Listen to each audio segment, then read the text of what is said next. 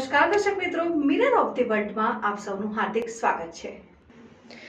crime બ્રાન્ચના police inspector R G Jadeja તથા police inspector HD તોવર નાઓની દોરવણી હેઠળ પીએસઆઈ એનબી ચૌહાણ તથા તેઓની ટીમના માણસોએ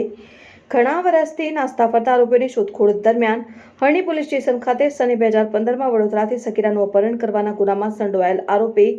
સુનિલ જયશ્રી યાદવ રહેઠાણ ગામ દંગહર તાલુકા જિલ્લા ભદોહી ઉત્તર પ્રદેશ રાજ્યની ટેકનિકલ અને હ્યુમન સોર્સ આધારિત કરવામાં આવેલ તપાસ દરમિયાન નાસ્તો ફરતો આરોપી